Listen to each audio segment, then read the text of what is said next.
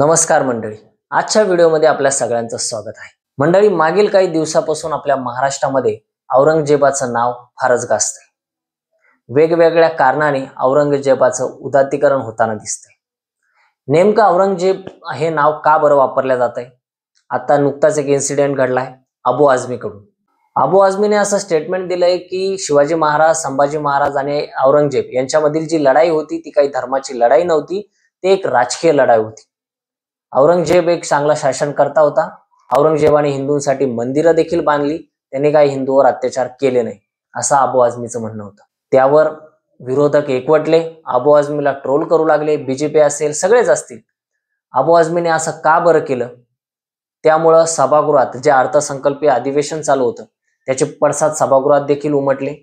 कित्येक दिवस सभागृह त्यावरच गाजलं आणि जे राहुल नार्वेकर आहेत सभागृहाचे अध्यक्ष, विधानसभेचे अध्यक्ष, त्यांनी अबू आझमीला पूर्ण अधिवेशन होईपर्यंत, जे अर्थसंकल्पीय अधिवेशन आहे ते पूर्ण होईपर्यंत सस्पेंड करून टाकलं, निलंबित करून टाकलं। मित्रांनो, औरंगजेब जाऊन कित्येक वर्ष झाले, ते इतिहासाचं पान झालंय। चांगला असेल वाईट असेल तो इतिहास होऊन गेला। परत परत इथले राजकीय नेते आपल्या स्वार्थासाठी, स्वतःच्या स्वार्थासाठी का बरं औरंगजेबाला जिवंत करत असेल, हाच प्रश्न उपस्थित राहतो। आजच्या व्हिडिओमध्ये औरंगजेबाचा अंत कसा झाला, औरंगाबादशी काय संबंध होता, त्याबद्दल आपण बोलणार आहोत। औरंगजेबाचा अंत वयाच्या 88 ते 90 वर्षाच्या दरम्यान झाला।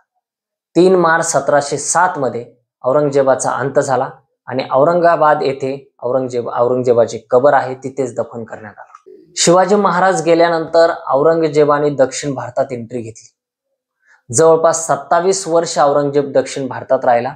आपलं मुघल साम्राज्य वाढवण्याचा उद्देश घेऊन औरंगजेब इथं वास्तव्यास होता।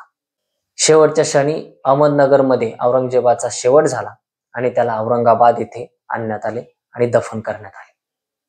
आता इथंच का बरं आणलं, त्यामागचं कारणही तसंच आहे मित्रांनो। औरंगजेब हा सुफी संतांचा आदर करायचा। त्याचे गुरु होते शेख जैनुद्दीन शिराशी म्हणून। त्यांना ते एक सुफी संत होते, त्यांना देखील इथंच दफन करण्यात आलं होतं।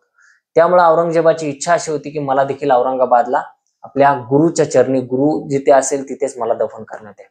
आणि अजून एक औरंगजेबाची इच्छा अशी होती की माझे जेवढे पैसे असतील, मी जे विणकाम करतो, टोप्या वगैरे विणायचं काम औरंगजेब करायचा, त्या कामातून जे काही पैसे येतील त्या पैशातूनच माझी कबर बांधण्यात यावी, कुठलाही इतरत्र खर्च त्यावर करण्यात यावा नाही।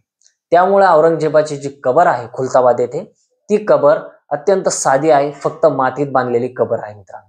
आजही हजारो पर्यटक ती कबर बघण्यासाठी इथं येत असतात। औरंगजेब गेल्यानंतर त्याचं मुघल साम्राज्य देखील कमजोर होत गेलं आणि शेवटी नष्ट झालं।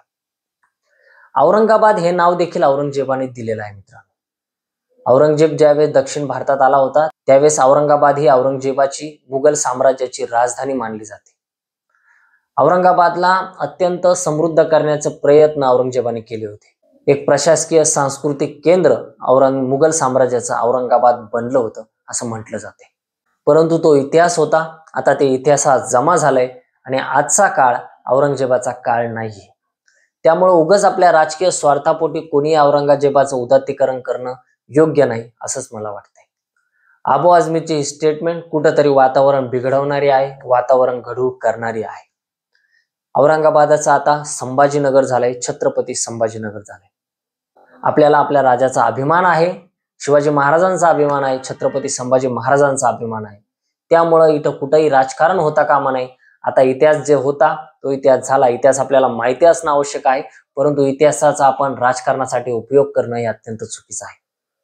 मित्रांनो, तुम्हाला काय वाटतंय की औरंगजेबाचे जे आता उदात्तीकरण करणं चालू आहे, की औरंगजेबाच्या नावाचा राजकारणासाठी वापर करण्यात येतोय, त्याबद्दल आपलं मत काय कमेंटमध्ये जरूर कळवा।